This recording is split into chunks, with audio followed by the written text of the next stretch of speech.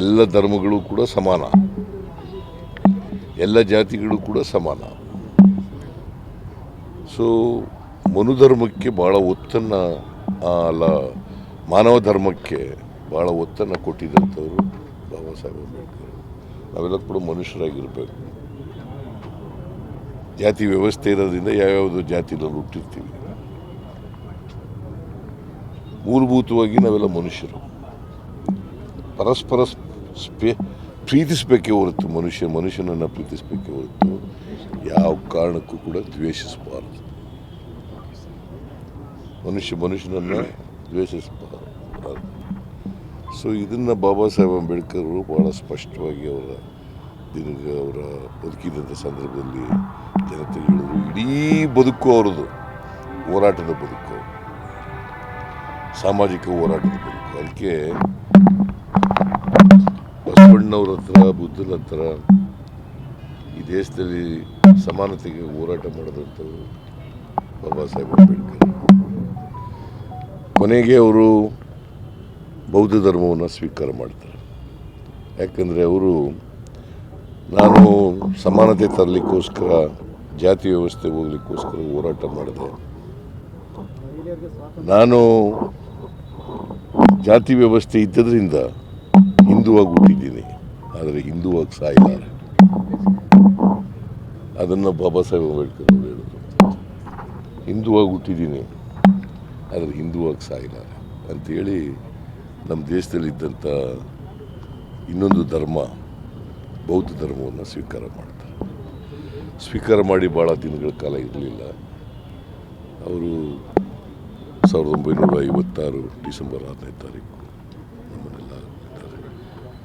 So ನಾವು ಬಾಬಾ ಸಾಹೇಬ್ ಅಂಬೇಡ್ಕರ್ ಅವರನ್ನು ಸ್ಮರಿಸ್ಕೊಂಡು, ಅವರು ಸಂವಿಧಾನ ಏನು ಕೊಟ್ಟಿದ್ದಾರೆ ಈ ದೇಶಕ್ಕೆ, ಮತ್ತು ಯಾವುದಕ್ಕೋಸ್ಕರ ಹೋರಾಟ ಮಾಡಿದ್ರು ಆ ದಾರಿನಲ್ಲಿ ನಡೀತಕ್ಕಂಥ ಪ್ರಾಮಾಣಿಕ ಪ್ರಯತ್ನವನ್ನು ಮಾಡ್ತಕ್ಕಂಥದ್ದೇ ಬಾಬಾ ಸಾಹೇಬ್ ಅಂಬೇಡ್ಕರ್ ಅವರಿಗೆ ಸಲ್ಲಿಸ್ತಕ್ಕಂಥ ಗೌರವ ಅಂತೇಳಿ ನಾನು ಭಾವಿಸ್ಕೊಂಡಿದ್ದೇನೆ. ಆ ರೀತಿ ನಮ್ಮ ಸರ್ಕಾರ ಸಂವಿಧಾನದ ರಕ್ಷಣೆ ಮಾಡ್ತಕ್ಕಂಥ, ಪ್ರಜಾಪ್ರಭುತ್ವ ರಕ್ಷಣೆ ಮಾಡ್ತಕ್ಕಂಥ, ಸಮಾನತೆ ತರ್ತಕ್ಕಂಥ, ಎಲ್ರಿಗೂ ಸಮಾನ ಅವಕಾಶಗಳನ್ನ ಕಲ್ಪಿಸ್ಕೊಡ್ತಕ್ಕಂಥ ಪ್ರಯತ್ನವನ್ನು ಮಾಡ್ತಾರೆ.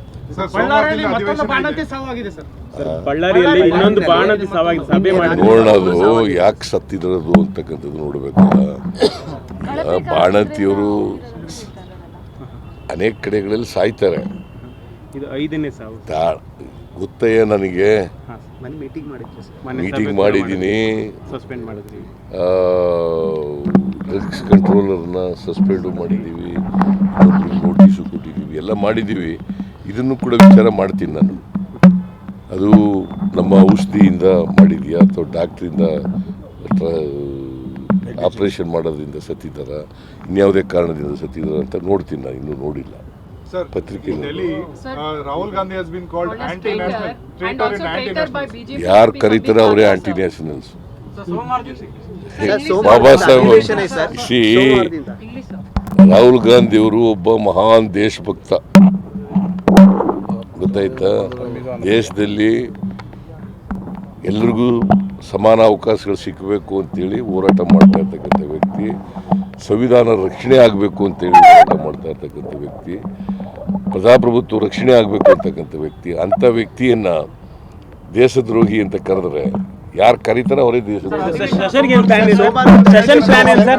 ಹೆಚ್ಚಿನ ವಿಡಿಯೋಗಳಿಗೆ ಪ್ರತಿಧ್ವನಿ ಯೂಟ್ಯೂಬ್ ಚಾನೆಲ್ ಸಬ್ಸ್ಕ್ರೈಬ್ ಮಾಡಿ, ಬೆಲ್ ಐಕಾನ್ ಕ್ಲಿಕ್ ಮಾಡಿ.